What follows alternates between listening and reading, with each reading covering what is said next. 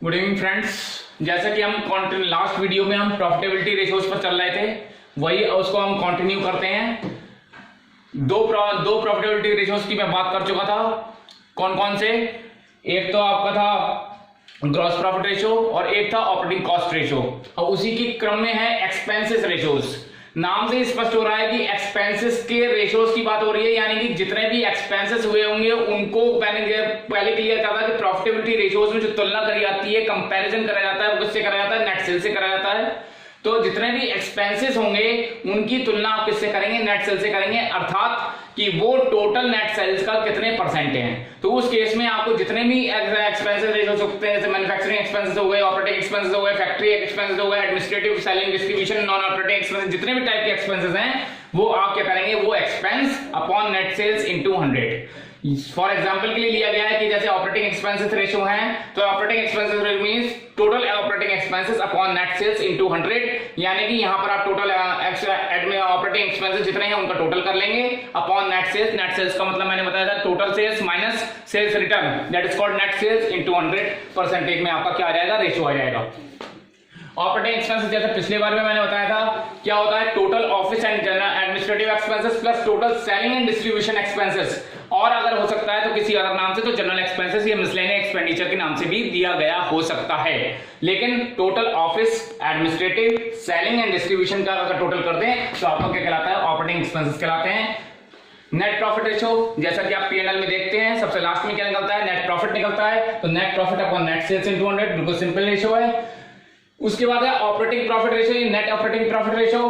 तो जैसे कि आपने ऑपरेटिंग कॉस्ट रेशियो निकाला था, इसी तरीके से ऑपरेटिंग प्रॉफिट रेशियो निकलता है। तो बहुत सिंपल सी बात है कि जितनी भी ऑपरेटिंग कॉस्ट है, अगर वो आप सेल्स में से घटा दे तो क्या हो जाएगा? ऑपरेटिंग प्रॉफिट हो जाएगा।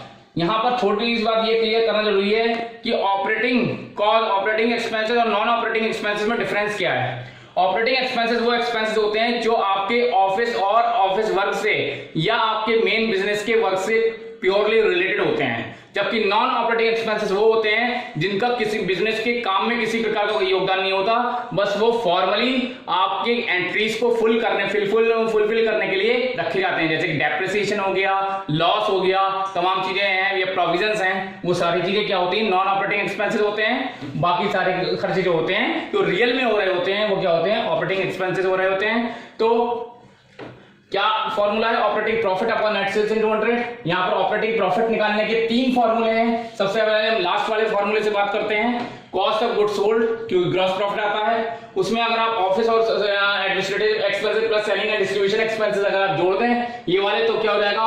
टोटल ऑपरेटिंग कॉस्ट हो जाएगी, और कॉस्ट में आप इसमें से सेल्स में से घटा देंगे तो क्या निकल के आ जाएगा? ऑपरेटिंग प्रॉफिट निकल के आ जाएगा। दूसरा फॉर्मूला क्या है? नेट सेल्स में से अगर आप operating cost plus general expenses मैंने बताया था वो जोड़ के घटाते हैं तो क्या निकल के आ जाएगी? Operating profit. और तीसरा फॉर्मूला क्या है? आप नेट प्रॉफिट से लेकर चलें, यानी कि जो सबसे लास्ट में निकला हुआ उसमें आप क्या करें, क्योंकि आपको बीच का प्रॉफिट निकालना है ऑपरेटिंग वाला, तो उसमें आप नॉन ऑपरेटिंग एक्सपेंसेस ऊपर के जोड़ दीजिए और नॉन ऑपरेटिंग इनकम घटा दीजिए, तो बीच का जो पॉइंट आ रहा होगा वो क्या होगा? ऑपरेटिंग प्रॉफिट होगा। यानी कि ऑपरेटिंग प्रॉफिट को निकालने के आपके पास 3 तरीके हैं। सबसे बेस्ट तरीका यही है कि कॉस्ट ऑफ गुड्स सोल्ड में आप सारे ऑफिस और administrative expenses plus selling and distribution expenses जोड़ दीजिए और सेल्स में घटा दीजिए।